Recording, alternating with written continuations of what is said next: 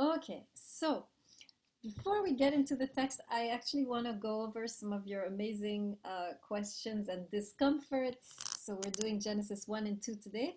So yeah, so I'm gonna go over some of your stuff and kind of we're gonna try and respond to them a little bit. So we'll have a little bit of a brainstorming at the beginning of class, and then I will start lecturing. And today I'm going to focus on gender, actually, gender in Genesis 1 and gender in Genesis 2.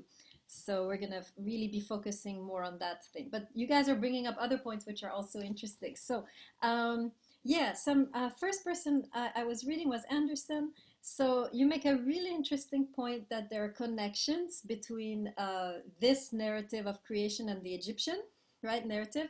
And this is true. If you read beyond Egyptian, if you read the Sumerian cosmologies, Babylonian cosmologies, you will have a lot of connections. In fact, the story that we're going to read, I think tomorrow, about Eve and the tree, you have a very similar story in the Sumerian literature about the goddess Inanna and her tree, right? You have so many connections. I'm currently working on those connections in my own research, but I'm studying Eve versus Inanna, this goddess of Sumer. And so this goddess has a tree. There's a snake. Same thing in our story. You'll see in Genesis 3, and then of course the whole creation, the splitting of the waters. This is found in other cosmologies. So one wonders, right? Was there any creativity, right, in the Hebrew Bible, or are they just borrowing, right, from other places? So actually, what scholars have discovered is that there is a borrowing, but it is a borrowing where there is a kind of polemic that is done. In other words, they borrow in order to say something else. So, for example, I'll give you a quick example from today's narrative. It says that the two luminaries are created, which are supposed to be the sun and the moon, right? So two luminaries are created, and I actually don't think they're named. And this is the interesting part. So let me look at that. Everybody turn to Genesis 1. Where is it? Here it is. Yeah, the two great lights, 1 verse 16. Okay, so text says, created the two great lights, one to govern the day, one to govern the night. And it's interesting that those two great lights are not named. They're not named the moon, they're not named the sun, and they are created. Now, this is interesting. Anybody have an idea why these two luminaries, the author doesn't bother to name them and say the sun and the moon? Is simpler. Why doesn't he just say God created the sun and the moon? Why the two lamps, the two luminaries? Anybody have an idea? This is a polemic that is starting. It's borrowing from the tradition, but it's also a kind of questioning those other traditions. Anderson, go ahead. I guess like a quick rationalization of that, I think, would probably be like the person that wrote the story is thinking maybe they want like people that are not from like their specific tradition to like be able to hold on to what they're saying inside of their story. So like instead of naming it, because people might have different names for the sun and the moon, and you know, just from like different languages as well, it just makes sense that you wouldn't really want to name it, just because we're just going to talk about the thing that's there rather than the name of the thing that's there. Okay, good. Although he does bother to name the the humans and the animals a little bit, but Yeah. you're right. This maybe this narrative wants to be universal, right? One of the reasons that the scholars say this is the case, doesn't name them and makes them very minor, like two lights, two lamps, is to show that they are not gods, right? And in other traditions, these the sun and the moon are gods, right? So here he kind of lessens, right? Makes them into two lamps, right? And so this is an example of borrowing and then changing it in order to convey the opposite message, right? So this is happening all over, and you can read anything that is similar. And in fact, we could read Eve and the tree and the snake in a way, right? It's borrowing from the imagery of the Sumerian literature, but it's also trying to make a point against the Sumerian literature, and we have to figure out how. So yes, so there is definitely borrowing, but it is always transformed in order to convey a different worldview, or an opposite sometimes worldview. So that's just a quick response to you, Anderson. A bunch of you, so Cologne, I think Kirschnitz also mentioned how the tree is in the middle, like God is trying to be like, here, right? Like God himself seems to be tempting the first couple, right? I mean, when you remember the prayer that Jesus taught, right? Do not lead us into temptation. This is certainly a case of God leading the couple into temptation because he's putting the tree not on the outskirts of the garden, right? In a forbidden place, but right in the middle, right? So this is like as though God is like, here, look, pushing them, right? Putting the tree. So we have to look at why God is doing this, right? And we'll come back to this tree today. It's a very important moment, but very good observations. Those of you who notice that it's almost like God is kind of shoving the tree in their face, right? Leading them into temptation. Olivera mentions, a few of you also mentioned the strong binary worldview, right? You really have this duality, day, night, dark, yeah, day and night repeated, and then you have man, woman, right? Olivera, you seem, are you there, Olivera? I'm trying to see where you are. Where's Olivera? Oh, she's not here. Okay. So Olivera was saying that, it's interesting that there's a kind of balance, cosmic balance here that seems to be implied, right? There's a cosmic balance between day and night and perhaps also between male and female. If we lose the night, we cannot function in the day, right? If we lose the day, we can't, right? And the same, right? You need to have the two in balance, right? Just like we cannot really work if we don't rest, right? And we cannot rest if we don't work. Have you noticed this? When you sit on your butt all day, you can't rest, you can't sleep. Anybody have this COVID stuff? Right? You're home all day sitting. Can you sleep good? No. Right? So they're connected, right? You cannot rest if you don't work. You cannot work if you don't rest. You need both. Perhaps similar thing, right? The man and the woman in a way need each other in the same way that the day need the night, right? So interesting observation there that Olivera was making. Um, Janakopoulos, I'm going to skip what you said about the repetition of the good because, to be honest, this is perplexing to me too. Actually, let me throw the question to the class. Janakopoulos mentions that there is a repetition of God saw that it was good, God saw that it was good. And he's wondering, why is there such a repetition all the time? Why can't we just say at the end, right? God saw that everything was good. Why is it repeated? Anybody come up with an idea on that? Because I'm blanking out right now. So anybody want to try and figure out why the author chooses to repeat at every point that God saw that it was good? I mean, is he bragging? What is going on? Anybody have any ideas of that one? If not, we'll continue. But yeah, Crystal Dulu, go ahead, enlighten us. Well, it's not a very firm idea, but it's like I think a lot about like because being an Islamic studies major, like a lot of the Quran has its roots in like Arabic poetry, and I feel like perhaps this is like something similar, like poetry being used to kind of hammer home the point and like using it in a way that people were already using the language. So I like that it's poetic. So the author is intentional. It's not a mistake. There's a rhythm that the author is trying to. But why? What is the message of the author by repeating this? Do you think, Christo Dulu? What is the hidden subliminal message? What's the point the author trying to make by doing this repetition? I guess it's like just the like hammering home like the creator is not only creator, like it's also good in and of itself. Good. By like, the way, these are not separate. yes, very good. Let me add to what you're saying to the Greek. Where are our classicists, right? Kirschnitz, you're a classicist. Who else is doing Greek stuff? Williams, were you the one? Who else was it? I know Kirschnitz was one of our Greek scholars. Who else is a Greek scholar in the class doing classical literature? Who else was that? Kirschnitz, do you remember who was with you? Partner in Chains? You remember? Don't think she's here now. Okay, so she's not here today. Okay, so I'll just address Kirschnitz and all of us, in fact, of course, right? We all know when you study the Greek worldview, right? There is a strong tendency to see the material world as corrupt, right?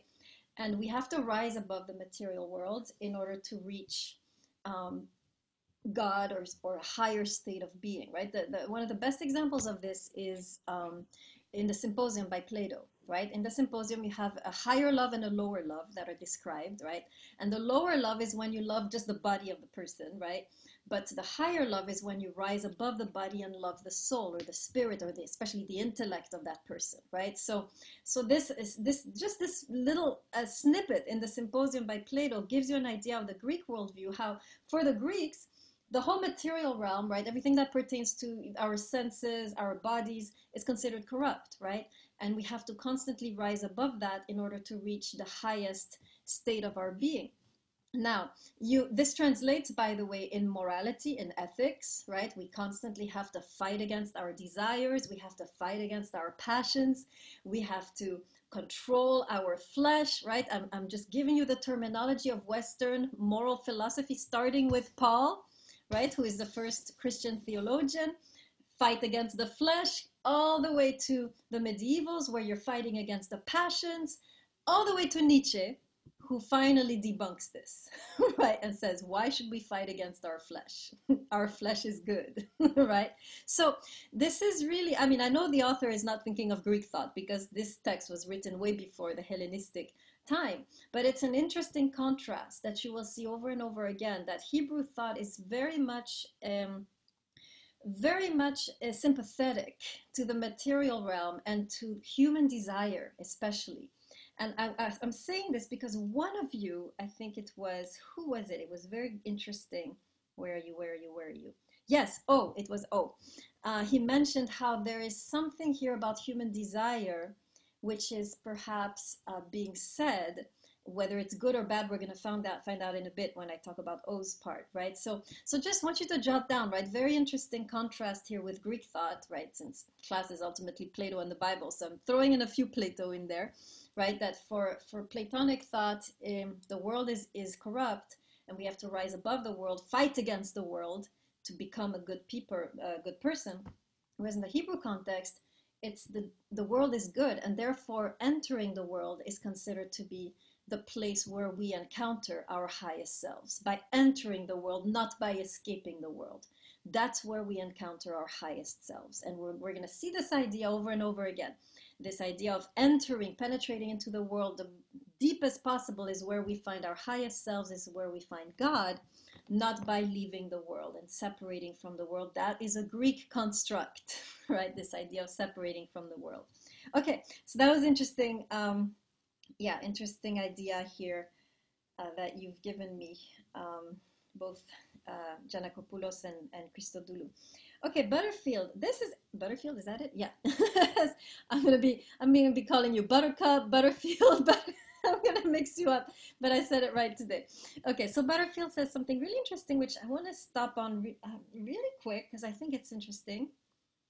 She's putting together the father's house and the mother's house, the father's house being in the command that God gives the first couple, don't eat, right?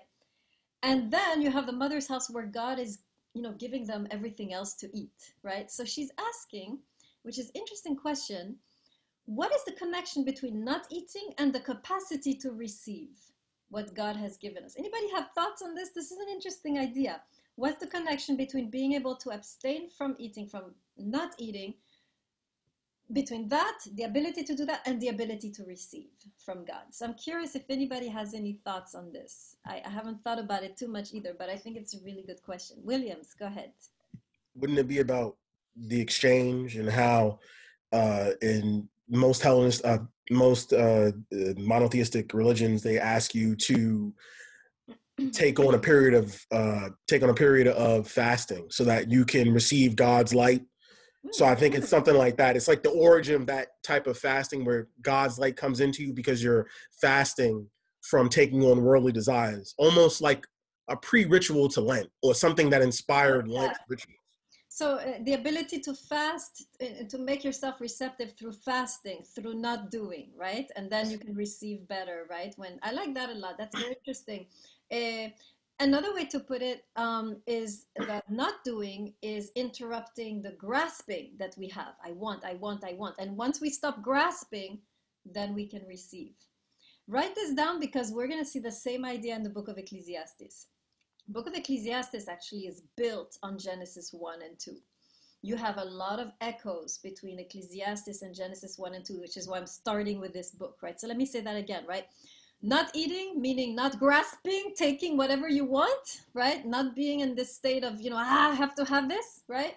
When you let go, when you stop grasping, this is when you can receive. And we're going to see the implications of this, Butterfield, when we talk about Ecclesiastes. You will see very clearly the connections. So right now, very nice observation that they're connected. They are. And now, this is interesting. Another point by Butterfield is talking about sin. I want you to see very clearly this. This is very interesting. Sin only comes in Genesis chapter 4.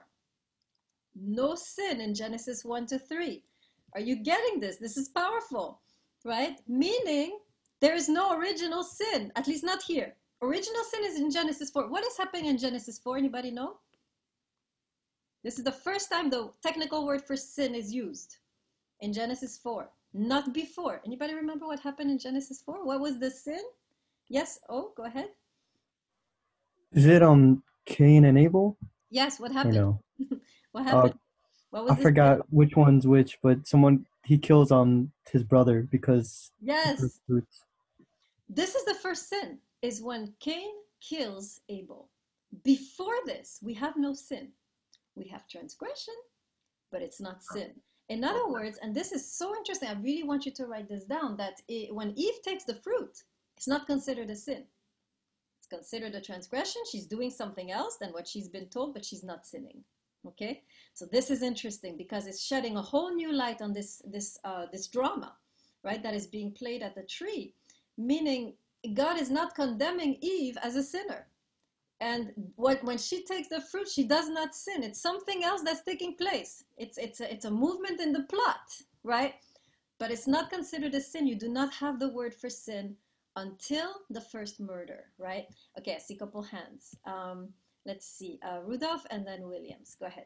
But you used the word I wanted to say in Genesis 1, it's really the definition of the transgression that is described. It is not labeled as a sin yet, but you can read it several times and you clearly know that the guy is ticked off. I mean, hey, you did something wrong here, don't do this again. I mean, I'm not going to tell you what it is, but, just be warned. So there is an undertone of threat. We'll see, because we will study the reaction of God, right? Once Eve takes the fruit, and we will study also the discourse that God makes right after.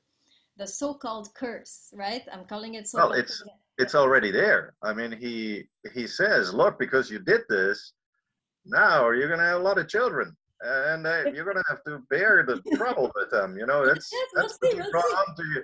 Not a sin here, but you got yourself in a whole lot of trouble here. We shall see whether this is trouble or not, right? We're going to read this curse together tomorrow. Actually, we're going to study it in depth. I say curse in quotation marks because scholars have seen it as a curse, but actually the only place that is cursed in the text is the snake and the ground, but neither the man or the woman, right? There's something happening, I believe, beyond the punishment here in this discourse, right, in these words by God. So I'm going to leave it in suspense, but for now, all we can for sure be certain of is that the technical word for sin only occurs with the first murder, and so we do not have a case for what the church has called the original sin, right? When the woman takes the fruit, when the man takes the fruit, yes, they're doing something which is problematic, but it's not a cataloged as a sin, right? So we'll see. We'll see more of that in the days to come. Williams, add to us, please. I was going to say, if we're taking it literally as a creation myth, then it wouldn't be a sin in the way we're thinking about it. It would actually be an act of contrition, because to take the apple is to gain knowledge. And I think that that's what the author is trying to go for. And even though God is pissed about it, he understands that he created these beings to force them to go through this period of evolution. So the apple gaining that knowledge and gaining that evolution, I think it was an argument about evolution of creations, be it robots or anything else. And that's why I think it's not really, like you said, it's not sin. It's more about the fact that you already understood that this was going to happen, because people would say it was part of God's plan to have that happen anyway. Yeah, what you're pointing out, I think, which is very, very important, is that we are seeing an evolution. Right? The whole story is a plot and things are evolving. And this is really the main point, right? That remember what I told you last time, right?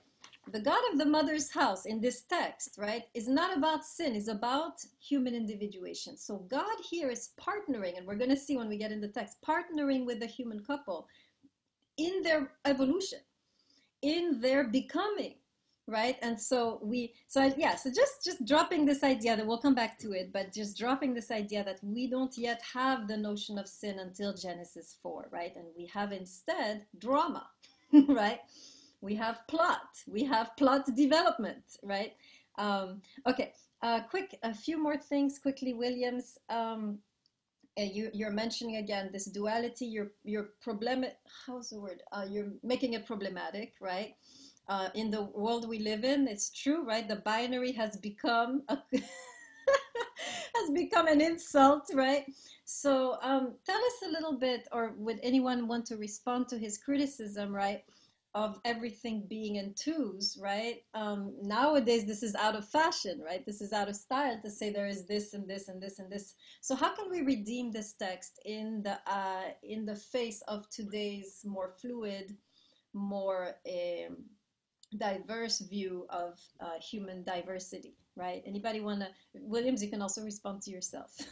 Oh, I was going to say, like, generally it would be about being more open to the concept that, like, human existence is more about finding how comfortable you are in any particular situation, and like the evolution with the apple and knowledge is the same thing. But because we're stuck in this period where we think that evolution is just a man and a woman, instead of us being able to say, like, listen, evolution means that a guy will have 3 arms, or he'll be able to change his skin color, or he'll be able to change his eyes if he wants to. Then it's about not just personal evolution, but societal evolution at that point. And I feel like because we break everything into a binary, or it has to be good and evil, everything is set up in that way. So it's always a conflict between absolute good and absolute evil at the exact Oh, same. I see where you're going. Yeah, but be careful though, because here Mhm. we don't have good and evil. We have day and night, which are both Okay. considered good, right? Remember, maybe that helps with Giannakopoulos, who says, yes, both the good means both the day and the night are good. So we don't have this binary in terms of moral binary, right? This is good, this is bad. We have a binary which is both good, right? So it's part of the balance of the cosmos, right? So I would add that. Okay, good. Okay. By the way, one more thing about what you said, Williams, about naming as an act of control. We're going to look at that because, yes, Adam names the animals, but then Adam names Eve. Does that mean that he's controlling her, right? We'll have to look at what naming actually means, right, in the Hebrew Bible. I'll give you a heads up already. I hope you guys are taking copious notes because all of these elements, we will see them again. Naming in the Hebrew Bible is revealing. It's not imposing, it's revealing what's there, right? So when Adam is naming the animals, he's simply saying, oh, I see who you are. Let me now reveal this through a name. And the argument can be made that he's doing this with Eve. And we're going to talk about how powerful that naming is, right? At the very end of Genesis 2. So yeah, so naming, at least in the Western mindset, to name is to control because it is to conceptualize, to represent, right? I decide what you are, right? That's the Western view of naming, right? Make sure you write this down. To name in the Western mindset is to control, is to say, this is what you are. I am determining what you are. In the Hebrew worldview, to name is to reveal what is already there. So for example, we have the naming of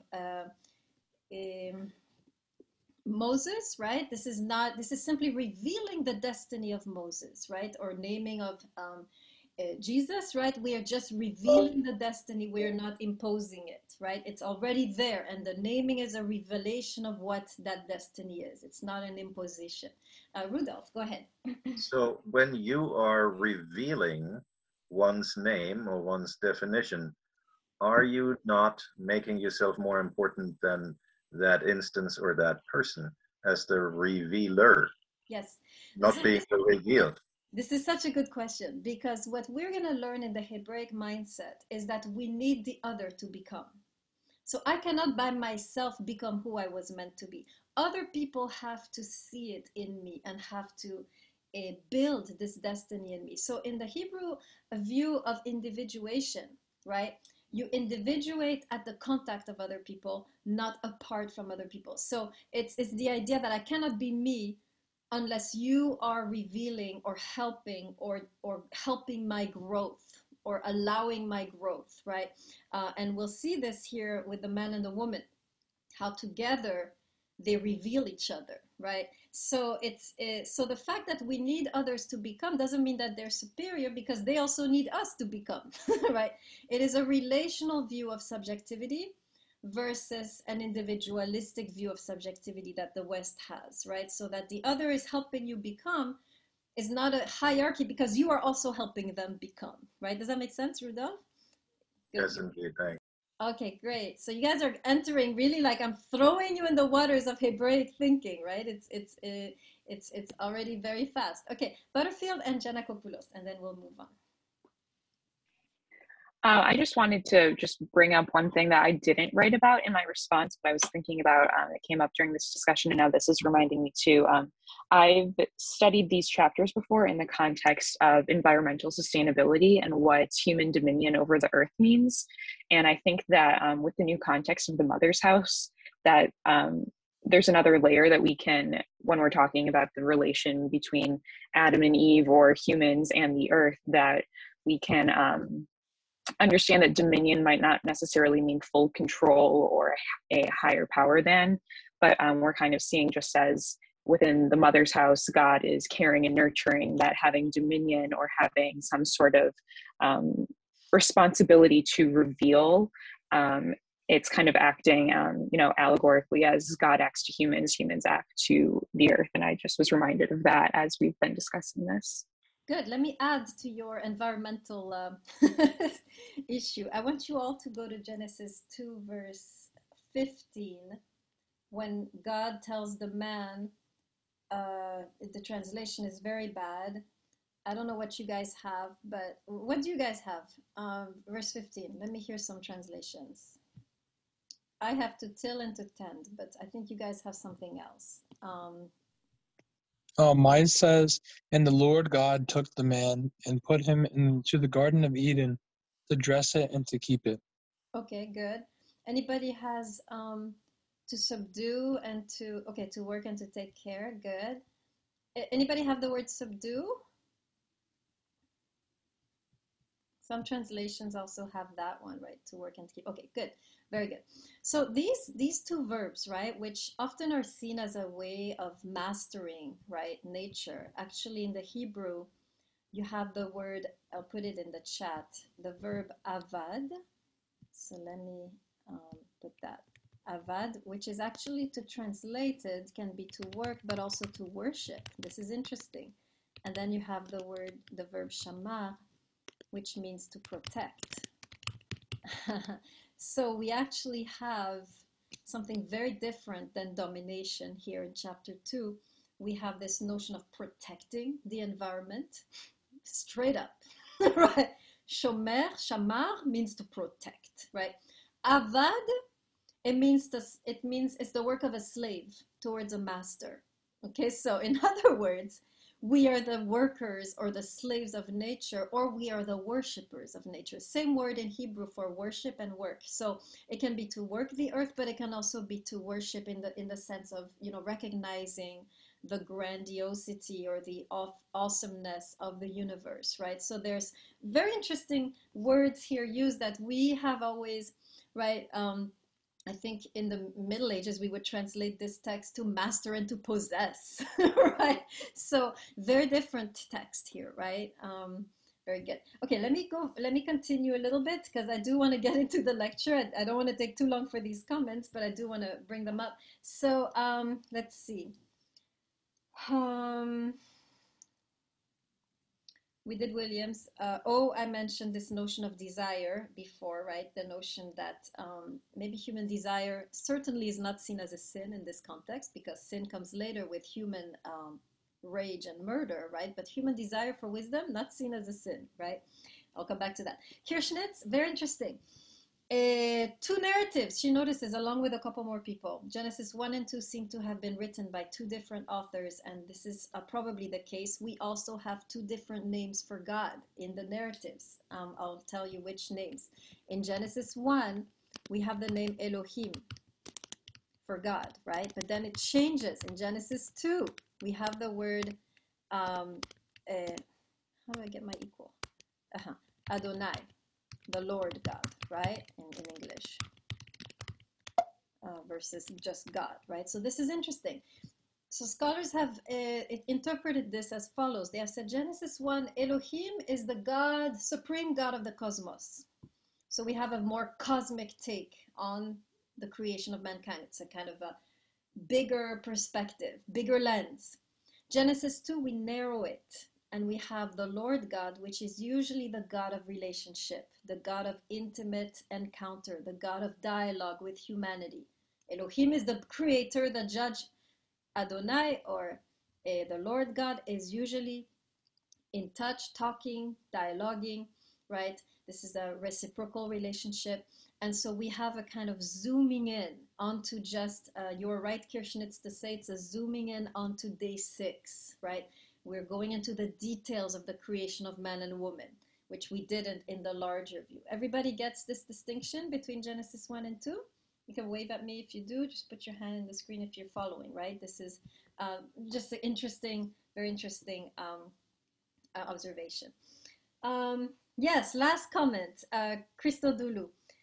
You had a discomfort with the fact that God was resting on the 7th day, right? It's like you're saying, this is making God like human beings, right?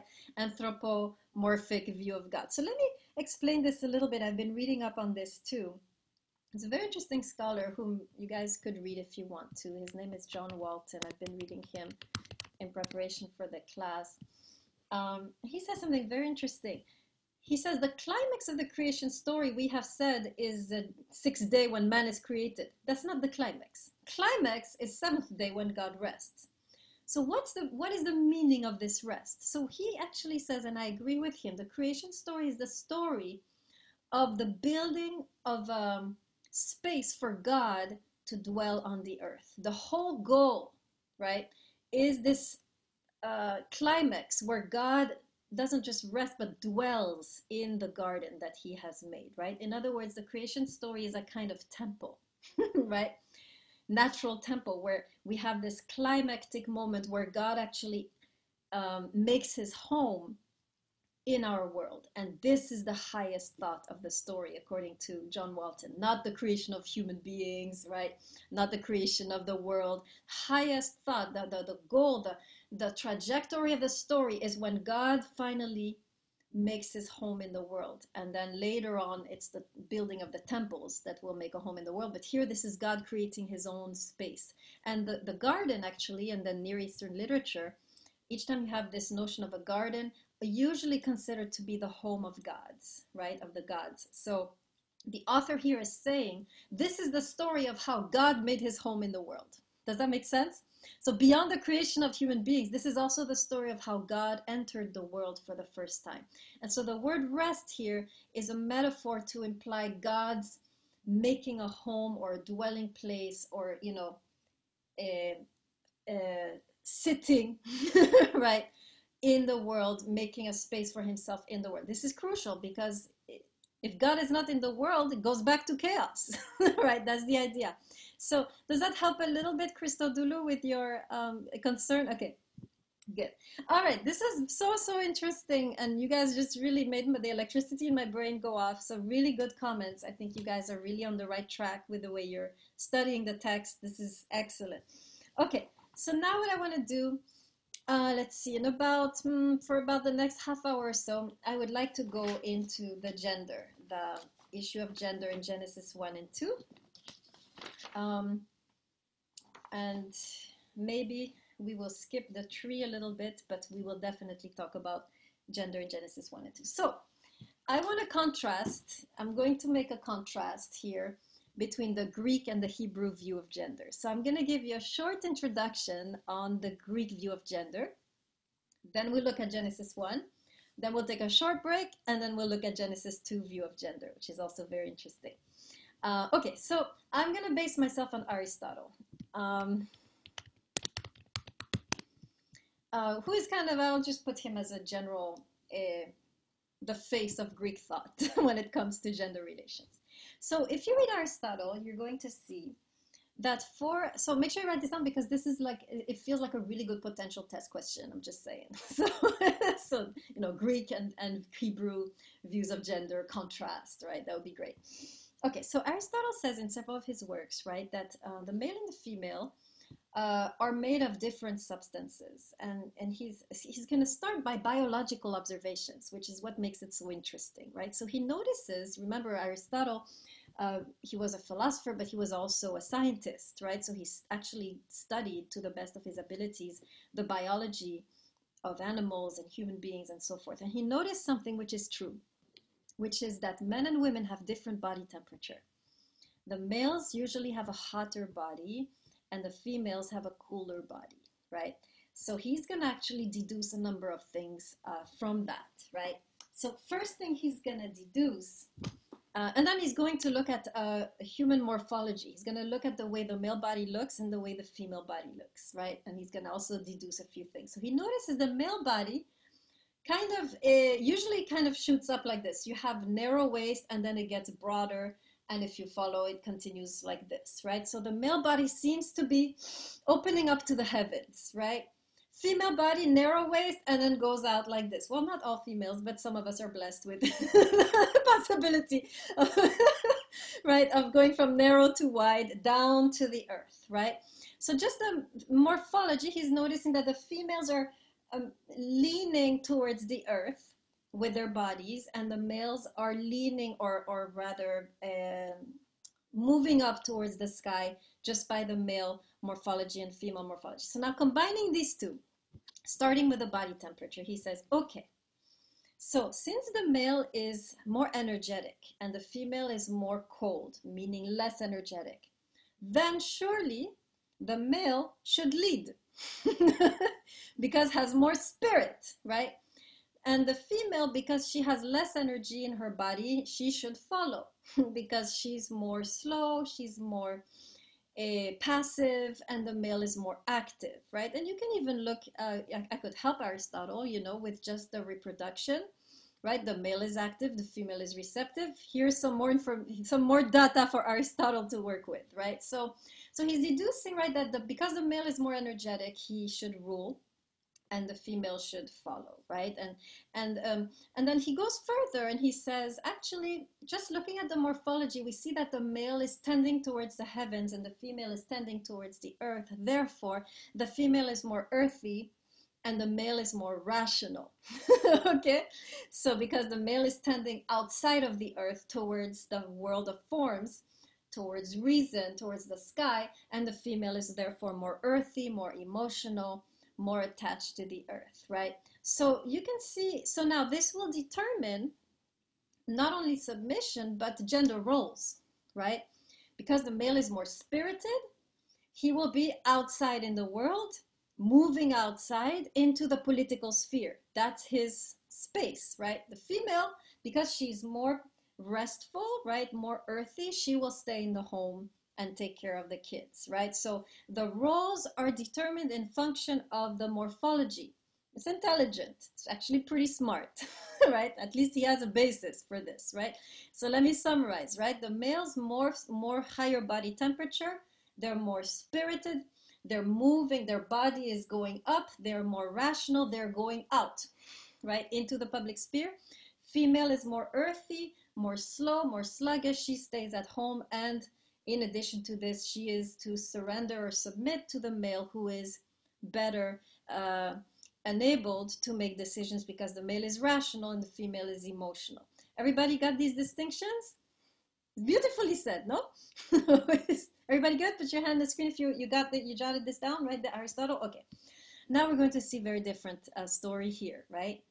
Very different story in Genesis. So let's go to Genesis 1. And by the way, I have to add, you know, just briefly, that this Aristotelian view, it is still with us today, right?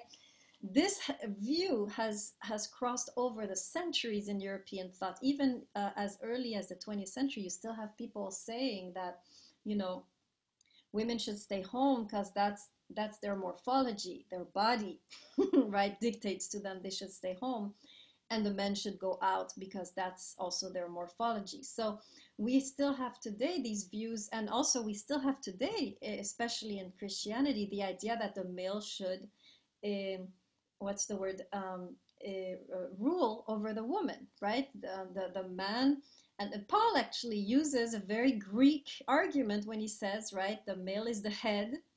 This is Greece. This is not Hebrew, right? This is a Greek view that has infiltrated in the Paulinian writings. When he says the man is the head of the wife, you do not see this in Hebrew thinking ever, right? So we still have this in the church, this idea that the male has to lead and the female has to follow. Now we're going to look at this very ancient Hebrew text, and we're going to see a very different worldview. So are you guys ready for this new take on gender relations? Everybody with me? Put your hand on the screen if you're with me. Perso, we're missing your sick face. Where are you? We want to see you in your bed. Okay, good. Chapter 1, verse... it's written very small. Chapter 1, verse 26. I'm going to read. Everybody with me? You all have chapter 1, verse 26 opened. Put your hand in the screen if you do. If you're with me, 126. Okay, great.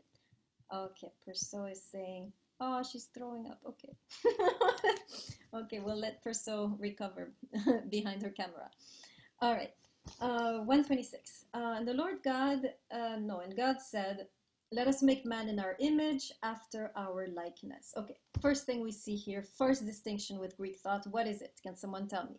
Let us make man in our likeness, in our image. What is being said here that is different from the Aristotelian take?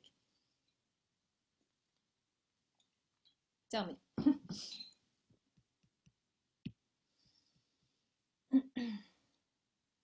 Yes, Janakopoulos. It says, let them have dominion over the fish of the sea. So it's not just referring to Adam, it's referring to both Adam and Eve. Yes. So first, so you're skipping there, but that's good. I'll get there. Let me first comment on the image. First of all, I'll get there very soon, Janakopoulos, you can be sure. Right, so first of all, we're seeing both are ontologically the same. It's not the man is like this, the spirit, and the woman is like the earth, right? They're both made exactly the same. Both, we'll see in Genesis 2, are made of clay and spirit, right? Whereas the Greeks are saying man is spirit, woman is clay, right? In Genesis 2, which we'll read in a bit, they're both. Both of them are made out of this commingling of clay and spirit. You don't have one who is more spirit and one who is more clay. They're both. Okay, so first thing we notice, the man and the woman in the Hebrew Bible are ontologically the same. There is no difference. There's a profound sameness at this point, right? Ontologically, they're the same. It's not like, this one is more rational, this one is more emotional. They're the same. They're just as rational, just as emotional, both. In fact, if you read the Hebrew Bible, the men are extremely emotional. And the women are the ones doing all the thinking, starting with Eve, right? So you don't have these gender stereotypes that we have in the West, which are based on Greek thinking, that the man is rational, stiff upper lip, and the woman is always crying or hysterical somewhere in a corner. In the Hebrew text, the men are hysterical, and the women have the head on the shoulder, right? Very often. So we don't have these distinctions. Both of them are rational. Both of them are emotional. Both of them are spirit. Both of them are clay. This is the first very important, I think, gesture that the text does. And then you see here, it continues, which is what Giannakopoulos was saying, they shall rule, blah, blah, blah, etc., right? And then it continues, so they shall rule the fish, the birds, etc. And God created man in his image. In the image of God, he created him. Male and female, he created them. And then he says he blessed them and said to them, be fertile and increase and rule over the fish of the sea. Now, he's giving them two roles, both of them. What are those two roles? You're going to see the Greek, but transformed. What are the two roles that are given to both of them?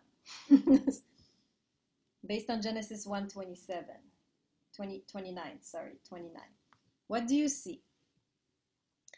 Let's remember, what are the two roles in Greek thought? Let's recap that. What are the two main roles that are given first to the woman, then to the man in Greek thinking? Someone remind me so I can see you're listening.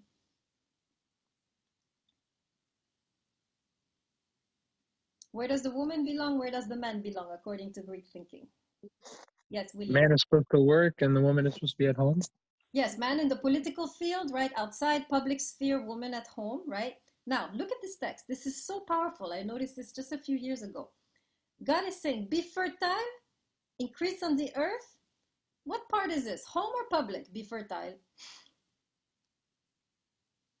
Do this on the public?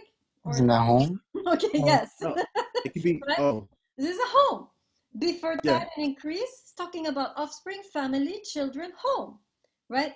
To them. And then he continues, to them, and rule the fish of the sea, the birds of the air. Where is this? At home or outside? Outside. Okay. Do you see what's happening here? Both of them are given a role at home, and both of them are given a role outside of the home, right? In other words, the goal here was never to divide the roles into the woman at home and the man outside. The goal was for both of them to be in the home, to have a responsibility in the home, and also both of them to work together in the public sphere, right? Now, this is so powerful for me because we are suffering in our society from a profound imbalance, not only in the home, but in the political sphere, right? In the home, you have right now majority of households, single mothers. It's messed up, right? No man, right? Most of you probably grew up, where's your father, right? Imbalance, right? In the public sphere, if you look at government, academia, medical field, mostly still male dominated, right? We don't have yet female president. That's my proof. Right. Last time we tried to have a female president, she was, dragged in the mud. And I'm not going to go any further because I know y'all don't know Hillary like I do. So just to give you a sense of how this text is futuristic, right? It's not an ancient text. It's a futuristic text because it's talking about a reality we don't have yet. This reality where both the male and female know that they have a role to play in the home, and both the male and female are needed in the political sphere. There's a very interesting philosopher who, by the way, I'm going to be studying with the class next semester. So if you are intrigued, join the class. Irigaray, right? Luce Irigaray. Very interesting 20th century feminist philosopher. And she says, basically in her book, Sharing the World, which I really suggest you read. Let me write this down. Completely Sharing the World. She says, true civilization will never be obtained until we have an equal representation of women and men in the public arena, right? True civilization will never be attained until we have an equal representation of men and women because they bring balance to each other. Because if you only have men making the decisions, you have an imbalance. Just as if you only have women making the decisions, you have an imbalance. Both are needed. This is what our text is saying, right? That we need both in the home and we need both in the public arena, right? Okay, very interesting. This text, not ancient, futuristic, right? Talking about a reality we still have not been capable of achieving. Okay, before we take our break, any questions or comments or discussions you want to start? I lost my pen. I can't think without my pen, but I'll try. So anything you want to add or comment on with regards to this take on gender relations that we have in Genesis 1? Because it gets worse in Genesis 2. So if you're having trouble now, speak your truth because it's only going to get worse. Okay, I see you guys want to take a break. All right, it's 4:30. Let's see, let's give them just 5 minutes. Okay, so like 4:33, we can be back. Is that good? Does that work for y'all? Hand in the screen if you're good. 4:33. All right, I'll see you guys all back at 4:33. And I'm just going to pause this recording, actually. Actually, no. I'll stop it.